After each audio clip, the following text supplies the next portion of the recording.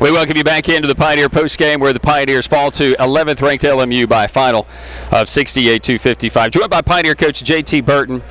Well, we talked with Justin Charran at halftime, and I said, I think what was exposed the first time we played them in December was our transition defense not as good. I'd say it was better tonight, but I also think because their run saw our transition defense weaken a bit because we were disappointed we weren't making shots. But transition defense, I think that's what kept us in the game today. Yes, we've done a whole lot better job in transition defense, and when you see points of the paint so high, it's because with the way they cut out of our zone and they try to get layups, and they do a really good job of executing that. I thought we had a really good game plan coming in.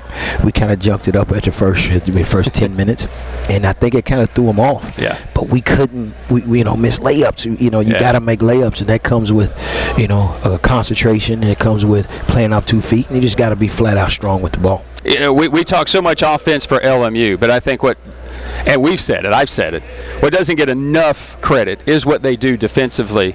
They bump you, they make life difficult, they contest nearly every shot. I don't know that Bryce had an easy look today. I don't know that any shooter had an easy look today. They're really physical. The way they defend is, it's complex, and I don't want to go through all that, but they do an unbelievable job at it, and they do a really good job at contesting shots, and that's one of the biggest emphasis we put on it as well, because it's hard to shoot a contested shot, and they, because they got length, and with those guys, man, they did a really good job. They do a really good job of contesting those shots. I thought, as I say that, if we make some layups, if we can make some layups, when we make some layups, be okay. Now I got to do a better job of getting them open shots and try to get it to where they get wide open layups. I do, and I take the blame for that. And that's something we continue to work on, laying the ball up through contact.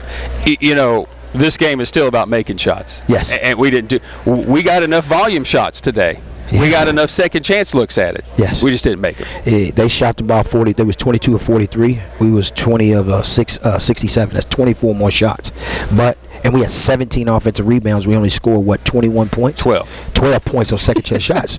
So, once you go look at that in a nutshell, after offensive rebounds, as far as the kickouts or the layups, what did you hit or what did you miss? And like you said, we was 5 of 15 from layups, and then you ain't gonna beat a team like that with missing that many layups. But we get to Brian just 3 weeks ago, we wouldn't have 17 offensive rebounds. Right, exactly. So with this team, I told them you got to believe it when nobody else, and when you don't, when nobody else sees it, you got to still believe it, because you can still turn it around. So it's baby steps, and that's what we're doing. We're getting better at this, we're getting better at that, and it's just taking time. I mean, you go look at what is Dinaj as a freshman, and he's only playing his 10th game, I think. Yeah. He had 6 assists. Take away the 15 points, he has 6 assists, 1 turnover with that pressure. Right. So that right there is a step in the right direction. You see the kids come out, they're smiling. These kids are coming tomorrow and they'll work. Yeah. And that's why I love coaching them. Yeah. Which is why I'm so excited about the prospect of what this team has, because as much pressure as we've been given, Anderson put a lot of pressure on us, and let's even go back to just before that, Emery and Henry put pressure on us. We handle the pressure. Our ball handlers, whether it be Britton, whether it be the Kimbers, whether it be Bryce, we handle whatever pressure. Just 6 turnovers in the game is impressive. You got 3 guys that's basically true freshmen that's playing significant minutes with the ball in their hands 70-80% of the time, and they don't turn the ball over. Those 3 guys right there, meaning the Taj and Dinaj Kimber, the twins, and then Jason Britton along with the other ones. If we could keep this nucleus believing and stand together, we'll be okay. We chose this road to go young, and we knew when you do go young, it's tough, because it's a transfer league, and we'll be okay, Brian. It's really, really hard, tough pill to swallow, though, because these guys, I love coaching them every day. Brian, I'm telling you, they come in and work every day, and I've had teams quit. I have guys just, in the past make excuses not to play, but these guys have done it, and that's why I really enjoy coaching them. And when you hold LMU to 68 points, that means defensively you've done some things right, and I don't know what we was, from the 3-point line holding them, but, they only took 13 shots. Yeah, and we, shot 38%, 50% from the field. When you go 29%, 27%, it's going to be hard. Out of the fryer into the frying pan Saturday.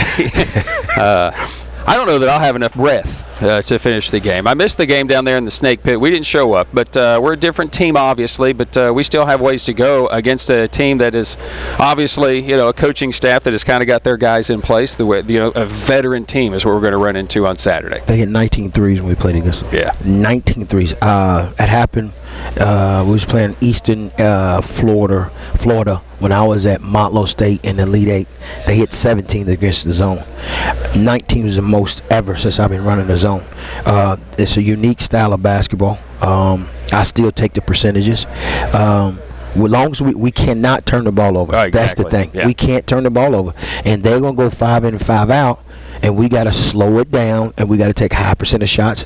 And, Brian, we can't turn the ball over. We got to make layups. Yeah. And if we can do that, we'll be okay. Yeah. And we can't have them lows. Like I said, tonight it came around that 10-minute mark where we didn't score. Yes, and we got stagnant.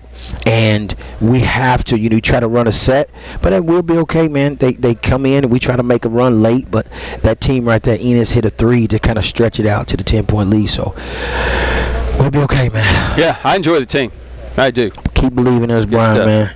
I love it. When you're losing like this, you find out who you are as a person, as a staff, and I got the greatest staff in the country. I got the best kids in the world, and I got the best people I work with or for. It's just that you got to believe it when you don't see it and nobody else does, and I think we'll be okay. I drove through snow and ice Saturday. Yes, you did. Yes, I did. By yourself. Yeah, it was fun. Did you get your Chick-fil-A? I did, yeah. I heard you was a big Chick-fil-A It was closed. It was closed when I came through. You should have told me. Next time you come, we'll get you some Chick-fil-A. I get it. Now, I got it on the way out. No, okay. But when I was coming in, I was like, I'm early. And it was closed. They decided they weren't going to open. Chickens. That's what they serve. Oh, man. But it's what they serve. Oh, happy birthday to my brother, Pino. He turned 61 today? God, he's old. Jeez. Pino, happy birthday, old. Man. He's been like a father to me, Brian. I look up to him. He's the second oldest. And Pino, I love you, man. All my family, thanks for all the support. Thanks, buddy. Hey, we'll come back. Final thoughts right after this. LMU knocks off Tusculum 68-55. Pioneer basketball continues. Driven by Gateway Ford Nissan here on the Pioneer Sports Network.